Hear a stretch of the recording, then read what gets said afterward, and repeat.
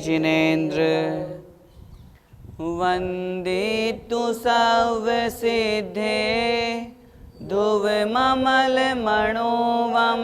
गदिं पते वोच्छामि समयपाहुड मृण्मो सुध केवली भणिदम्। पंच परमेष्ठी भगवान की जय हो। ज्ञानशाला में हम समयसार जी महान ग्रंथादिराज पढ़ रहे हैं और उसमें सर्व विशुद्ध ज्ञानाधिकार चल रहा है। वर्णन चल रहा है सांख्य मत की मान्यता का। सांख्य मत किस प्रकार एकांत से कर्म को ही कर्ता मानता है और आत्मा को अर्थात जीव को अकर्ता मानता है।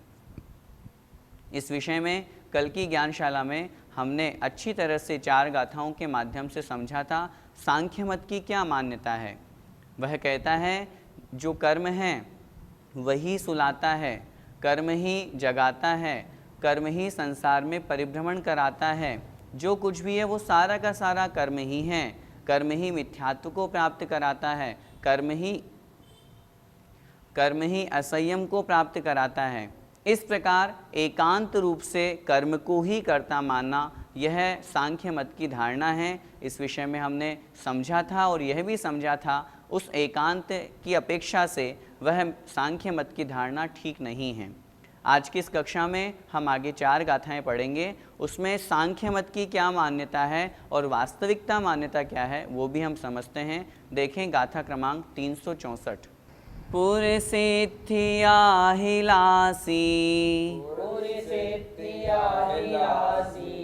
इत्थिकं मम च पुरिस महिला सदी इत्थिकं मम च पुरिस महिला सदी ऐसा आयरिय परम परागदा एरिसी दुसुदी। बोलिए पुरसिद्धियाहिलासी इत्थिकं मम च पुरिस महिला सदी ऐसा आयरिय परम परागदा एरिसी दुसुदी। सांख्य मत की क्या मान्यता है, क्या मानते हैं वे? देखें पुरुषित्थियाहिलासी, पुरुष इत्थीय अहिलासी, जो पुरुष वेद है, जो कर्म है, इत्थीय अहिलासी स्त्री का अभिलाषी है। चूँकि पुरुष वेद कर्म है तो यहाँ पर सांख्य मत वाले कह रहे हैं पुरुष वेद जो कर्म है वह स्त्री का अभिलाषी है। इत्थि कम्मम च पुरिसम अहिलसदी, इत्थि कम्मम और स्त्री वेद रूप जो कर्म है, च मतलब और, इत्थि कम्मम स्त्री वेद जो कर्म है वो पुरिसम अहिलसदी वह पुरुष की अभिलाषा करता है, वह पुरुष का अभिलाषी है। कर्म जो है, कर्म की अपेक्षा से यहाँ पर क्योंकि उन्होंने कर्म को ही प्रधान माना है, कर्म को ही सब कुछ माना है, इसलिए वे कह रहे हैं जो पुरुष वेद रूप कर्म है वह स्त्री का अभिलाषी है, स्त्री को चाहता है। इत्थि कम्मम च और स्त्री वेद रूप जो कर्म है पुरुषम अहिलसदी वह पुरुष को ही अभिलषित करता है, पुरुष को ही चाहता है। ऐसा इस प्रकार यह आयर्य परंपरागदा, आयर्य मतलब आचार्यों की, परंपरागदा परंपरा प्राप्त है। ऐसा आपके शास्त्रों में आपके जो आचार्य हैं वो इस तरह की परंपरा को प्राप्त हैं। एरिसी दुसुदी, एरिसी मतलब यही, सुदी, सुदी का मत होता है श्रुति, श्रुति का मतलब आगम। इस प्रकार आपके शास्त्रों में आचार्यों की परंपरा इस बात को स्वीकार करती है, इस बात को कहती है। किस बात को कहती है? क्योंकि कर्म को ही प्रधान मानना है, इसलिए उन्होंने इस बात को कहा है कि जो पुरुष है, पुरुष वेद रूप जो कर्म है वह स्त्री का अभिलाषी है और स्त्री वेद रूप जो कर्म है वह पुरुष का अभिलाषी है। कहने का तात्पर्य यहाँ पर है, जैसे पूर्व की 4 गाथाओं में हमने समझा था कि मात्र कर्म ही सब कुछ करता है, जीव या प्रकृति कुछ नहीं करती है, ठीक उसी प्रकार इस गाथा में भी ब्रह्मचारित्व को यहाँ पर समझाते हुए जो उनके मत वाले हैं, सांख्य मत वाले हैं, वो कैसा मानते हैं? वो यहाँ पर कह रहे हैं। एक बार फिर से गाथा का अर्थ देखें। पुरुष इत्थियम अभिलाषी, पुरुष वेद वाला जो है कर्म है वह स्त्री का अभिलाषी है। इत्थिकम्मम च, और स्त्री वेद वाला जो कर्म है, स्त्री वेद जो कर्म है, पुरुषम अहिलसदी, पुरुष की अभिलाषा करता है। ऐसा इस प्रकार यह आयर्य परंपरा, आपके आचार्यों की परंपरा गदा मतलब प्राप्त होती है। एरिसी दुसुदी, ऐसी ही श्रुति है। श्रुति मतलब आगम शास्त्र। ऐसा ही आपके शास्त्रों में आपके आचार्यों की परंपरा कही गई है कि जो कुछ भी है वो सब कर्म ही है। पुरुष वेद रूप कर्म स्त्री को चाहता है, स्त्री वेद रूप जो कर्म है वह पुरुष को चाहता है। जीव का वहाँ पर कोई लेना देना नहीं है। इस प्रकार की मान्यता आपके शास्त्रों में आपके आचार्यों ने कही है। पद्यानुवाद देखें। स्त्री वेद को पुरुष वेद सदैव चाहे, पुं वेद को नियम से तिय वेद चाहे। आचार्य की परम पूत परंपरा है, जो जैन से जब की स्वीकृत सुंदरा है।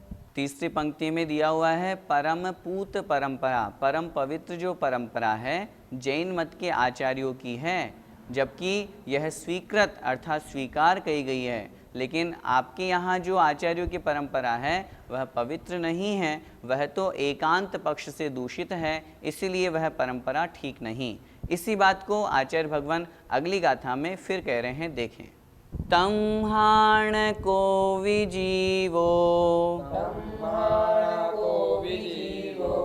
अबंभचारी दुतुम उपदेशे, जम्हा कम्मं चेवहि, कम्मं अहिलसदिजं भणिदम्। बोलिए। तम्हाण को विजीवो, अबंभचारी दुतुम उपदेशे, जम्हा कम्मं चेवहि, कम्मं अहिलसदिजं भणिदम्। अर्थ देखें। तम्हाण को विजीवो, तम्हा इस कारण इस प्रकार, न कोवि जीवो न मतलब नहीं, कोवि मतलब कोई भी, जीवो मतलब जीव। अब्रह्मचारी अर्थात अब्रह्मचारी, दो मतलब तू, तुम मतलब तुम्हारे, आपके, उपदेशे अर्थात उपदेश में, मत में। अर्थात इस कारण से आपके उपदेश में कोई भी जीव अब्रह्मचारी नहीं है। क्या मतलब? जो पिछली गाथा में आचार्य भगवान ने कहा उनके मत की अपेक्षा से कि जो पुरुष वेद कर्म है वह स्त्री को चाहता है, स्त्री वेद जो कर्म है वह पुरुष को चाहता है, जीव ने तो कुछ किया ही नहीं। इस कारण से आपके उपदेश में, आपके मत में कोई जीवो अब्रह्मचारिण, कोई भी जीव अब्रह्मचारी नहीं है।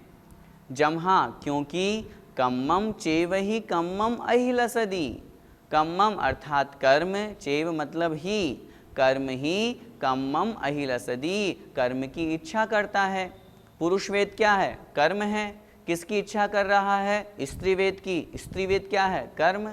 आपने यही तो कहा है, जम भणिदम, जो आपने कहा है, जो आपको कहा गया है, जो आपने ये कहा है स्त्री वेद कर्म है, पुरुष वेद को चाहता है, पुरुष वेद है कर्म, कर्म कर्म को चाह रहा है, कर्म कर्म की इच्छा कर रहा है, तो फिर वहाँ जीव का कोई मतलब ही नहीं है, और इसीलिए आपने जीव को अब्रह्मचारी नहीं है इस प्रकार का सिद्ध कर दिया। कहने का तात्पर्य ये है, सांख्य मत में जो एकांत एक ही पक्ष को लेकर के कि मात्र कर्म ही करता है, जीव कुछ नहीं करता, इस प्रकार की मान्यता कही गई है, उनके लिए आचार्य भगवान ये गाथा कह रहे हैं तम्हा। इस कारण से ये उनकी अपेक्षा से ही है गाथा जो वो कहते हैं, वो कह रहे हैं इसलिए जीवो अब्रह्मचारी न कोवी, अर्थात जो जीव है वो कोई सा भी जीव अब्रह्मचारी नहीं है, ऐसा आपके उपदेश में है। जम्हा क्योंकि कम्मम चेवही कम्मम अहिलसदी, जम भणिदम जो कि कहा गया है कि कर्म ही कर्म की इच्छा करता है। जैसा कि बताया गया था पिछली गाथा में, पुरुष वेद कर्म है, स्त्री वेद कर्म है।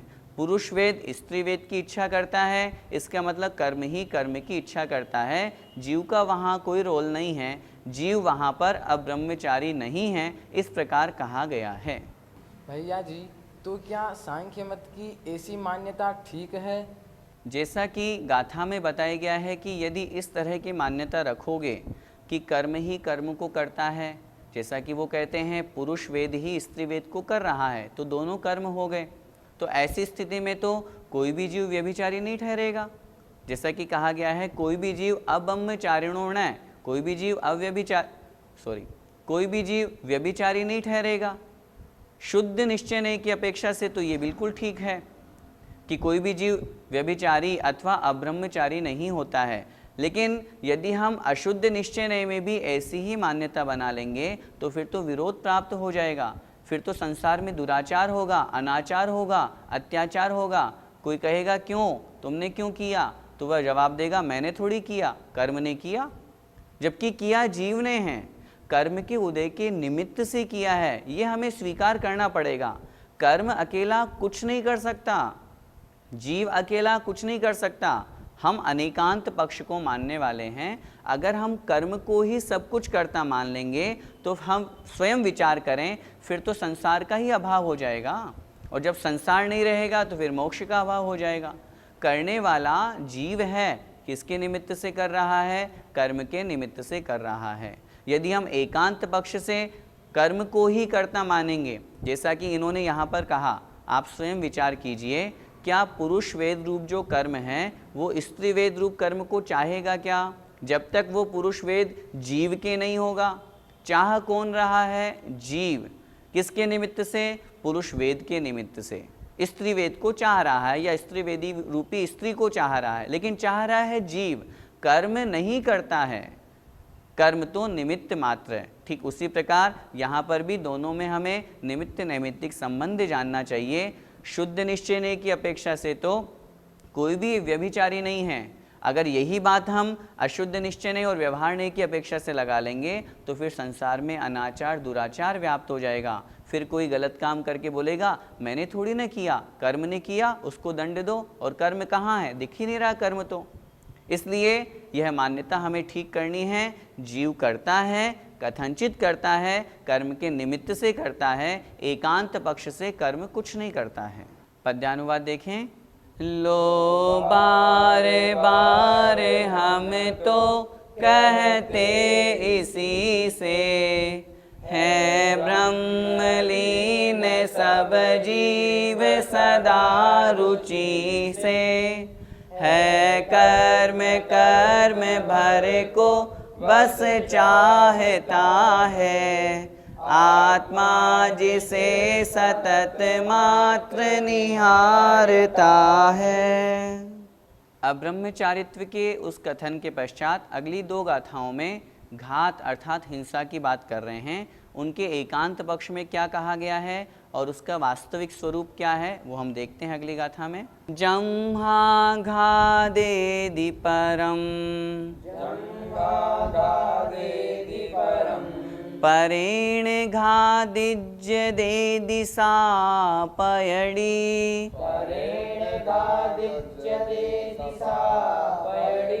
ए देण थेण दुकिर भण्णदि परिघादिणामेति,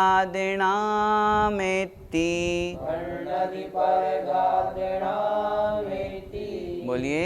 जम्हा घादेदि परम परेण घादिज्य दे दिशा पयड़ी, ए देण थेण दुकिर भण्णदि परिघादिणामेति। अर्थ देखें।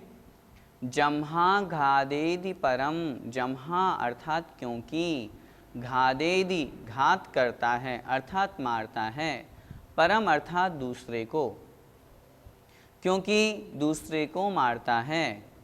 परेण किसके द्वारा? दूसरे से, दूसरे के द्वारा, घादिज्य देदी अर्थात घात किया जाता है, अर्थात मारा जाता है। सा मतलब वह, पयड़ी अर्थात प्रकृति है, कर्म है। जो घात दूसरे का करता है वह कर्म ही करता है। दूसरे के द्वारा जो घात किया जाता है अथवा मारा जाता है वह कर्म ही करता है। एदेण अथेण दुकिर, एदेण अथेण इस कारण से, किर मतलब निश्चित रूप से, किल निश्चित रूप से, भण्णदी कही गई है, परिघात नामेति परिघात नाम से। क्या मतलब?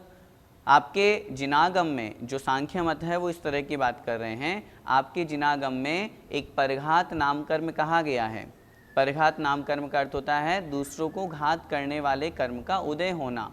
इसलिए सांख्य मत वाले ऐसा कह रहे हैं जो कर्म के निमित्त से ही तो वह परिघात नाम कर्म का उदय हुआ, और यदि वह किसी को मार रहा है, देखो उन्होंने कितना अच्छा लॉजिक अपने से ले लिया और कह रहे हैं परिघात नाम कर्म का है। आपके यहाँ पर कर्म कहा गया है, परिघात का मतलब होता है दूसरों को घात करने वाला, हमारे शरीर के ऐसे अंगोपांग होना जो दूसरों के घात करते हैं। तो उस परिघात की अपेक्षा से वो कथन कर रहे हैं कि वह कर्म ही तो है जो दूसरों को घात रहा है, दूसरों को मार रहा है, और उसी कर्म के निमित्त से दूसरों को मारा जाता है। तो इस प्रकार कर्म ही दूसरों को मारता है, दूसरों का घात करता है, जीव नहीं मारता, जीव नहीं करता। इस प्रकार का कथन सांख्य मत वाले यहाँ हिंसा के विषय में कर रहे हैं। एक बार फिर से गाथा का अर्थ देखें।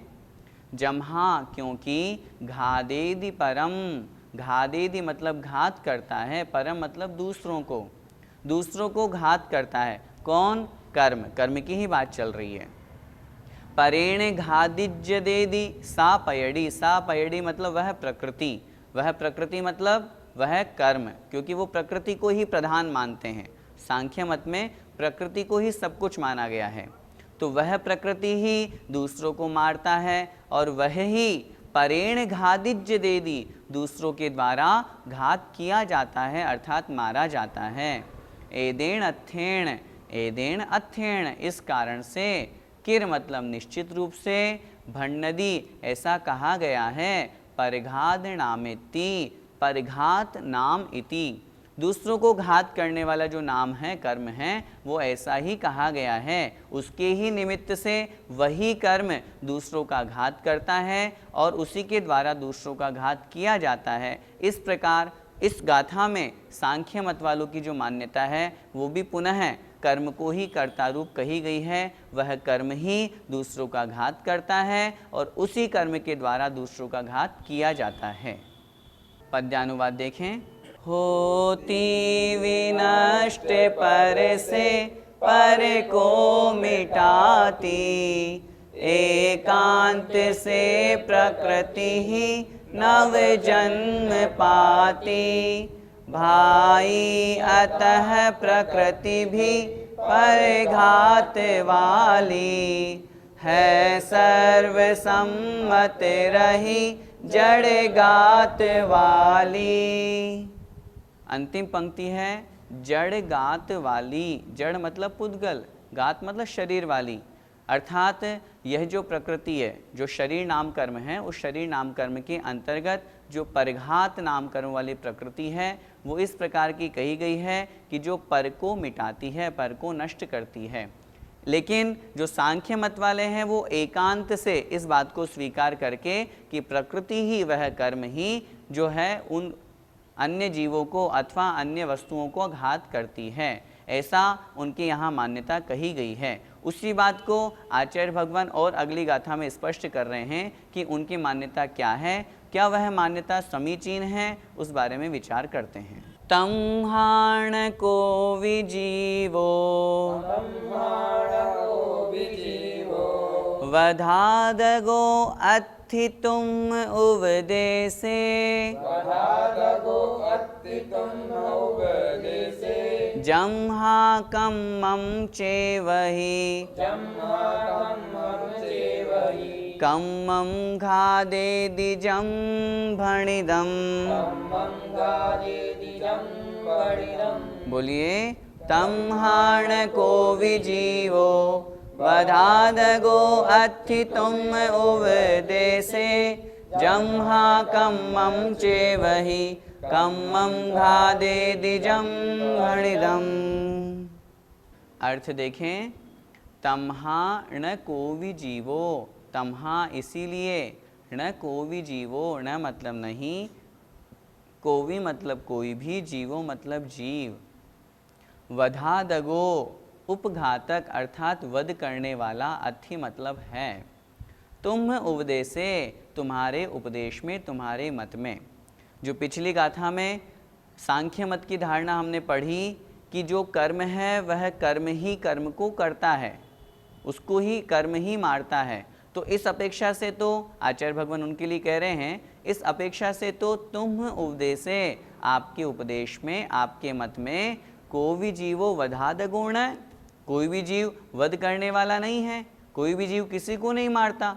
क्यों? क्योंकि आप तो ऐसा मानते हैं कि कर्म ही मारता है, कर्म ही करता है, इसलिए फिर जीव किसी को मारने वाला नहीं होता। जम्हा, क्योंकि, क्यों नहीं होता? क्योंकि कम्मम चेवहि कम्मम घादेदी, कम्मम चेवहि, कर्म ही तो कम्मम घादेदी, कर्म का घात करता है। जम भणिदम, ऐसा कहा गया है, आपने ही तो कहा कर्म ही कर्म का घात करता है। जैसे कर्म है, परिघात नाम कर्म है, वो घात करेगा, किसका करेगा? शरीर का करेगा, शरीर भी तो नाम कर्म ही है। तो कर्म ही कर्म का घात कर रहा है, तो फिर वहाँ पर जीव को घातक नहीं कहा जा सकता, फिर जीव हिंसक नहीं हुआ। फिर हम ऐसा नहीं कहेंगे कि जीव ने हिंसा की। आपके मत का तो यही प्रसंग प्राप्त हुआ, आपकी मान्यता तो फिर इस प्रकार सिद्ध होती है। क्या मतलब? आचार्य भगवान उन सांख्य मतवादियों को संबोधित कर रहे हैं और कह रहे हैं, यदि आप ऐसा मानते हो, कैसा मानते हो? क्योंकि आपके यहाँ ऐसा कहा गया है, कम्मम चेवहि कम्मम घादेदी, कर्म ही कर्म का घात करता है, क्योंकि जीव का रोल तो वो स्वीकार ही नहीं करते, कर्म को ही सब कुछ मानते हैं, कर्म को ही कर्ता मानते हैं। पूर्व की गाथाओं में भी हमने पढ़ा था, कर्म ही देता है, कर्म ही लेता है, कर्म ही हरण करता है, कर्म ही सुलाता है, कर्म ही जगाता है, सब कुछ कर्म को ही मानते हैं। तो ऐसी स्थिति में, चूंकि पिछली गाथा में हमने पढ़ा परिघात नाम कर्म के उद्देश्य से वह दूसरों का घात करता है, तो घात किया, परिघात नाम कर्म, ये भी कर्म हुआ। किसका किया? शरीर का किया, शरीर भी कर्म हुआ। तो कर्म ने कर्म का ही घात किया। ऐसी स्थिति में को भी जीवो वधादगो न अथि, ऐसी स्थिति में फिर कोई भी जीव वध करने वाला नहीं होगा। फिर वध करने वाला नहीं होगा तो फिर जीव हिंसक नहीं कहा जा सकता, फिर जीव को हिंसा का दोष नहीं लगेगा, जबकि ऐसा नहीं होता है। भैया जी, तो क्या जीव किसी की हिंसा करने वाला नहीं होता? सांख्य मत वाले एकांत मत का प्रदर्शन करते हैं। सांख्य मत में एकांत पक्ष की मान्यता स्वीकार की गई है, और जैसे शुद्ध निश्चय नहीं की अपेक्षा से जीव किसी का वध करने वाला नहीं होता, उसी बात को वे व्यवहार में भी स्वीकार करते हैं। वे तो व्यवहार और निश्चय दोनों में भेद ही नहीं करते, वो तो एक ही पक्ष को मानते हैं, एक ही पक्ष की मान्यता रखते हैं। उनके अनुसार कोई भी जीव किसी की हिंसा करने वाला नहीं होता है। लेकिन वास्तविकता की दृष्टि में देखा जाए तो क्या ऐसा होता है? निश्चय नहीं की दृष्टि से तो यह बात ठीक है, लेकिन अशुद्ध नहीं की अपेक्षा से, व्यवहार नहीं की अपेक्षा से बात करेंगे तो ये बात कैसे ठीक होगी? फिर तो कोई किसी का मर्डर करेगा, कोई किसी को मारेगा और बोलेगा मैंने थोड़ी ना मारा है, कर्म ने मारा है। फिर तो संसार में अनाचार दुराचार व्याप्त हो जाएगा, फिर तो अत्याचार होने लग जाएंगे, फिर तो लूट मार खसोट सब चलेगी। लेकिन इस बात को हमें यहाँ पर समझना है, व्यवहार नहीं की अपेक्षा से उस जीव को उसका हिंसक कहा जाता है, क्योंकि जीव ने ही तो मारा है। कर्म क्या किसी को मार सकता है क्या? बात पुनः मैं वही रिपीट करूँगा, हमें यही बात समझना है, कर्म और जीव में निमित्त नैमित्तिक संबंध है। जीव ही हिंसक करता है, लेकिन कब करता है? जब उसके तद्रूप कर्म का उदय आता है। यदि कर्म का उदय नहीं हो तो जीव हिंसा कैसे करेगा? जैसे शुद्ध जीव, उनके कर्म ही नहीं है, इसलिए वे हिंसक नहीं है। लेकिन कर्म ही हिंसा करता हो, जीव कुछ नहीं करता हो, तो क्या तलवार किसी को मार सकती है अपने आप? जब जीव उठाएगा तभी तो किसी को मारेगी। तो वहाँ पर निमित्त नैमित्तिक संबंध हमें समझना चाहिए। सांख्य मत की जो आज हमने दो बातें पढ़ी, अब ब्रह्मचारित्व की और हिंसक की, इन दोनों बातों में अच्छी तरह से व्यवहार और निश्चय ने लगा करके और निमित्त नैमित्तिक संबंध जान करके हमें यह स्वीकार करना चाहिए कि जीव को एकांत से कर्ता नहीं कहा जा सकता, जीव को एकांत से हिंसक नहीं कहा जा सकता। वह व्यवहार ने की अपेक्षा से करता है, हिंसक है, निश्चय ने की अपेक्षा से नहीं। पद्यानुवाद पढ़ते हैं। आत्मा रहा अमर तो मरता नहीं है, औ मारता न पर को कहना सही है। तो कर्म कर्म भर को बस मारता है, यो मात्र सांख्य मत आशय धारता है। जय जिनेन्द्र। इस कार्यक्रम के पुण्यार्जक हैं मानक चंद, कमला देवी, राकेश कुमार नीतू, ऋषभ, सौम्या एवं Aayushi Musharraf, B123 Sethi colony Jaipur, Premchand, Vijay Lakshmi Ajmera Jaipur, Ashok, Rajlakshmi Pandya Jaipur, Sunil, Renu Kasliwal New Delhi. Shri Parasnath re rolling mills limited, Durgapur 1, Vardhaman, Paschim Bengal. Amita Jain, wife of Anil Kumar Jain. Sangeeta Jain, wife of Vipin Kumar Jain. Kalpana, wife of Anil Pannalal ji Dahale. Shweta, wife of Swapnil Anil Dahale. Pranila, wife of Neeraj Subhash ji Palsapure. Tanish, Shreya, Kshitij, Peshwe plot, Yavatmal, Maharashtra. Sunil Kantilal Jain, Sushma Sunil Jain, Sujit Sunil Jain, 1 Shanti apartment, plot number 184 N5, Savarkar Nagar, Aurangabad, Maharashtra.